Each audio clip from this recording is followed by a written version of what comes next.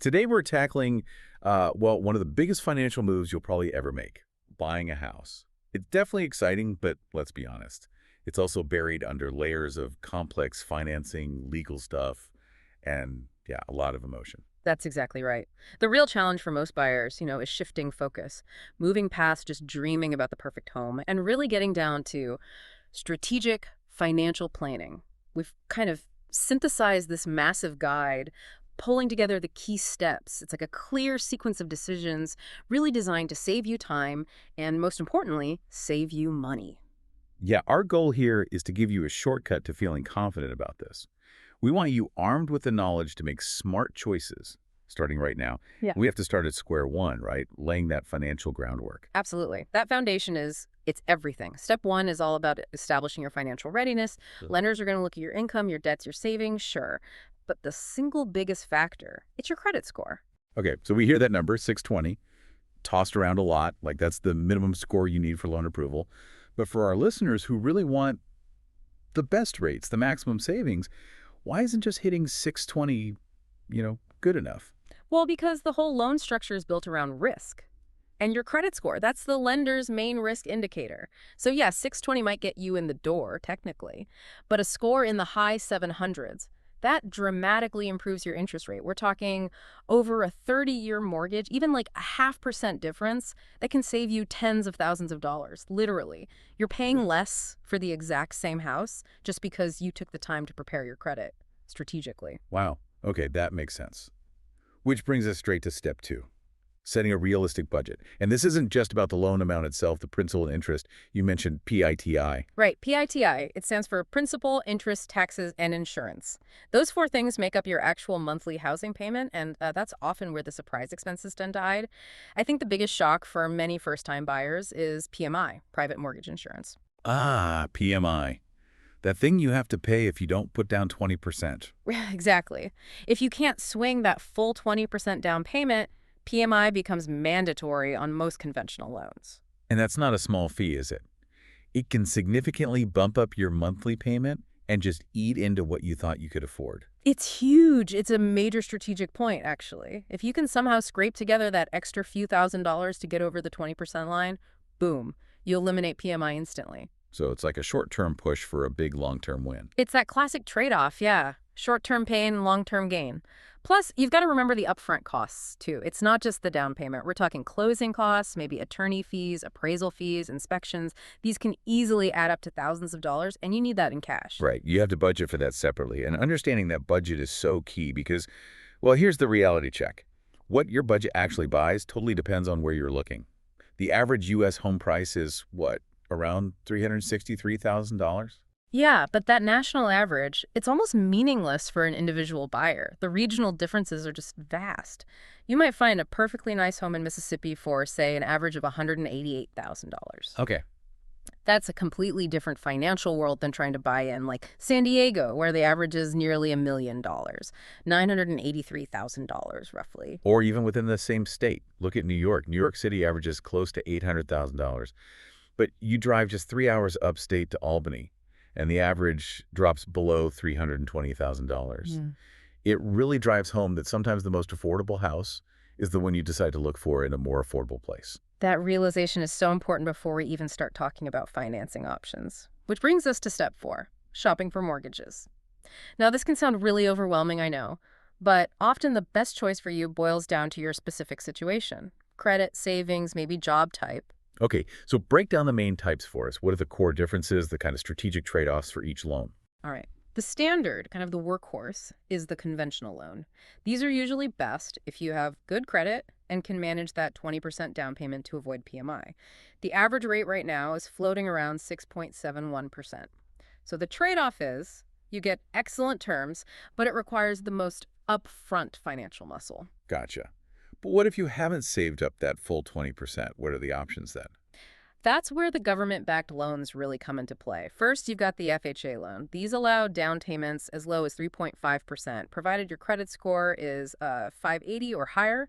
If it's lower, you might need 10% down. Their average rate is often a bit lower, too, maybe around 6.60%. The catch, though, the big trade-off, is that FHA loans typically require you to pay mortgage insurance for the entire life of the loan. Doesn't matter how much equity you build. Oh, wow. Okay, that's a huge ongoing cost to factor in.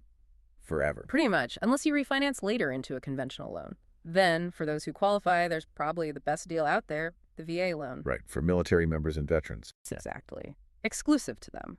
And arguably the most powerful tool. Key benefits. 0% down payment required. Zero down. Zero down. Yeah. And no PMI whatsoever. Their rates are also super competitive, averaging around 6.27% recently. It basically removed the biggest financial barrier for qualified buyers. That's incredible. Okay, and just briefly, what if you're buying a really expensive place? Ah, right. If the property price goes above the limit set by the Federal Housing Finance Agency, you're in jumbo loan territory. These demand excellent credit, substantial down payments, big cash reserves, but the rates are actually pretty competitive, around 6.56% on average. Okay. And one more type you mentioned for fixer-uppers. Yeah, don't forget renovation loans, things like the FHA 203K or similar conventional options. They're kind of niche, but super useful if you're buying a place that needs work. They'll let you finance the purchase and the repair costs all in one loan. Just be aware, though, because the lender's taking on more risk with the repairs, the rates are usually like 0.75% to 1.00% higher than standard loans. Good to know. Okay, so once you've kind of got a handle on those loan options, the very next tactical move is step 5, getting pre-approved. And you stressed this is not the same as just pre-qualification, right? This is the lender doing a real deep dive. Exactly. Pre-approval is power. Seriously. The lender digs into everything. Tax returns, bank statements, pay stubs, and they run a hard inquiry on your credit. That pre-approval letter confirms exactly how much house you can actually afford, which, yes, narrows your search. But maybe more importantly, it signals to sellers that you're a serious financially vetted buyer, not just a looky-loo. Yeah, that's going to make your offer way stronger, especially if there are multiple bids. Need to remember, though, that hard credit inquiry stays on your report for 2 years, although its impact on your score usually fades after about 1 year. And that pre-approval letter, that golden ticket, it's usually only good for, 60 to 90 days? So the clock starts ticking. Right. Timing becomes key. Once that clock is ticking, you move into the actual house hunt, which is step 3, technically, though often done alongside financing talks. And this is where people can get really emotionally sidetracked, focusing too much on the wants. You know, the granite countertops, the perfect backyard. Instead of the needs, which should really focus on things like long-term value and practicality, shouldn't they? Like location, how close it is to work, or good schools, neighborhood potential. Why is thinking about that future growth potential so critical, especially for a first-timer? Well, because statistically, you're probably going to move again within, say, 7 to 10 years. It's not usually your forever home. So you need to look for signs that the area is appreciating. Is the city investing in new infrastructure? Are businesses moving in? Things that suggest property values will likely rise. And you might find a place that needs, a little sweat equity, cheaper upfront. But you have to be really honest with yourself about how much time, energy, and skill you actually have for renovations versus just buying something move-in ready. That's a very fair point. And as you start that search, you absolutely need someone in your corner.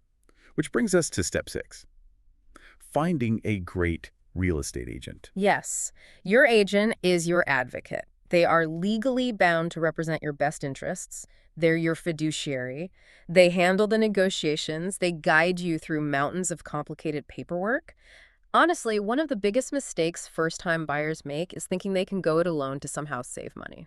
Right, and the irony there is the buyer almost never pays the agent's commission directly, do they? Exactly. The commission, typically ranging from 5 to 6% of the sale price, is almost always paid by the seller, usually split between the seller's agent and the buyer's agent. So the expertise, which is absolutely crucial for navigating the market, avoiding pitfalls, negotiating effectively, it's essentially free to you as the buyer. Don't skip it. Okay, message received. Find a good agent. Once that agent helps you find the one, it's step 7, making an offer. Now, they don't just guess a price right. They use something called a CMA. Correct. A comparative market analysis. CMA. That's the essential tool here. Your agent analyzes recent sales of very similar properties right there in the immediate neighborhood to figure out a competitive offer price. one that's likely to be accepted but doesn't have you overpaying. And crucially, that offer includes buyer protections. We call them contingencies. Okay, contingencies. You mentioned 3 non-negotiables. Yep. The big 3 are the inspection contingency, the appraisal contingency, and the financing contingency. Think of them as escape hatches. They let you legally back out of the deal without losing your earnest money deposit if something major goes wrong, like a bad inspection report, the house not appraising for the offer price, or your loan falling through. Got it. So those protect you. Now, timeline-wise, the house hunting you said could take up to 90 days after pre-approval. But what about getting the actual mortgage finalized once you have an accepted offer? The mortgage approval process itself. Yeah. Yeah, that can vary. It could be as quick as, say, 15 days if your file is super straightforward. Or it could easily stretch out for, well, up to 2 full months if there are complexities with your income, the property type, or just lender backlog. You need patience there. Okay, which brings us to the final stretch, the last crucial steps focused on protecting your investment and actually closing the deal. Step 9 covers insurance, inspection, and appraisal. Let's zero in on the inspection first. Yes. The home inspection. This is Okay. absolutely non-negotiable in my book. Even though technically it's not always legally required, it usually costs between maybe $300 and $500. Skipping it to save that tiny amount is just, well, it's the definition of false economy. You could unknowingly inherit tens, even hundreds of thousands of dollars in hidden problems. Wow. Okay, give us an example. What's a critical red flag an inspection might catch that a buyer might miss? Oh, plenty. A buyer might walk through and just see fresh paint. Right, looks nice. But a good inspector might find faint, dried watermarks high up on a ceiling, indicating a past leak. Or they'll spot subtle signs of uneven floors that could point to foundation cracks. Serious stuff. I actually know of a real case. Buyer skipped the inspection.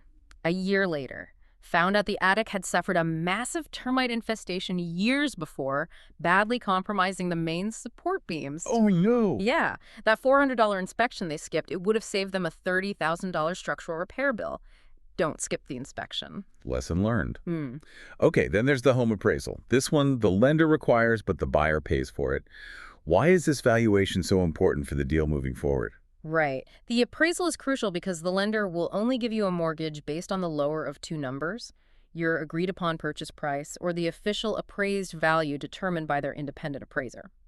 So if that appraisal comes in below what you offered, you've got what's called an appraisal gap. And the lender won't cover that gap. Nope. The lender will only finance up to the appraised value. That forces you, the buyer, into a tough spot.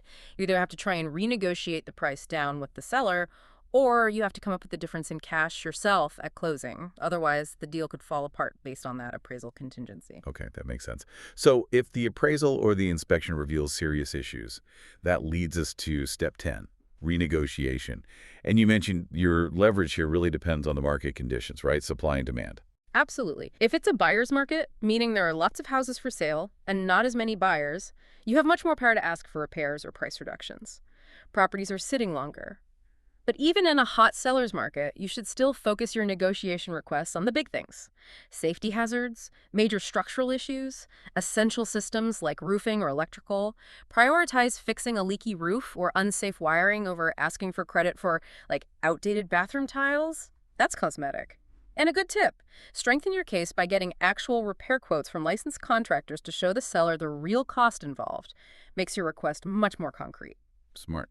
Okay, finally, after all that, we reach step 11, closing the deal, the finish line. Yes, the culmination of everything. A few days before the actual closing day, you'll receive the final closing disclosure statement. It details every single cost. Title insurance fees, attorney fees, prorated property taxes, loan origination fees, appraisal cost reimbursement, everything. You need to review this carefully. And then it's the actual closing day, signing papers. Lots and lots of papers. It feels like you're signing your life away, but really you're signing your way into home ownership. Once all those closing costs are paid, usually via wire transfer or cashier's check, and the last signature is down, ownership officially transfers. You get the keys. Oh, and a pro tip for moving day sanity. Call the utility company's electric, water, gas, internet weeks before your closing date to get service transferred into your name, effective on closing day. You really don't want to be moving boxes into a dark house with no running water. Trust me. Definitely not. Okay, so we've walked through the 11 steps to actually getting the keys, but the story doesn't end there, does it? What about the ongoing expenses? What does this all mean once that deed is officially in your name? Right. It means you now have costs, often fluctuating costs, that you likely didn't have as a renter. First off, you absolutely need a dedicated emergency fund just for home maintenance and unexpected repairs. Things break. Then there are property taxes. They typically run somewhere between 1% and 2% of your home's assessed value annually, but that value gets reassessed periodically, so your taxes will likely go up over time. And if your home is part of a homeowners association and HOA, well, those monthly or annual fees can vary wildly. It could be $50 a month, could be over 1,000 in some high amenity communities. You have to factor all those ongoing costs into your initial budget calculations, thinking not just about year one, but potentially for the next 30 years. That's a really important long-term perspective. So, okay, we've taken this incredibly complex process, the housing market journey, and hopefully broken it down to a more actionable strategy, focusing on that crucial prep work credit, budget, then securing the right loan, and really protecting your investment with key steps like getting a good agent and absolutely insisting on that inspection. Feels like confidence in home buying really starts way before you even look at the first open house listing. It truly does. The source materials we looked at consistently frame homeownership as this gift you continue to give yourself for years through building equity, stability, all that. It's true. But building on that idea, here's something to really think about as you start your planning. We know the average mortgage approval process, after you have an offer, can take up to 2 months, right? So how fundamentally does starting your full financial prep work, cleaning up debt, checking and improving your credit score, how does starting that 6 months in advance change things? Think about how that impacts your negotiating power, your stress levels, your available options. When you finally get to that closing table 6, 8, 10 months down the line, that advanced preparation, that's often the difference between just surviving the home buying process and actually succeeding at it, getting the best possible outcome. That's a really powerful thought to leave everyone with. Get ahead of the game. Thanks for diving deep with us today. We'll catch you next time on The Deep Dive.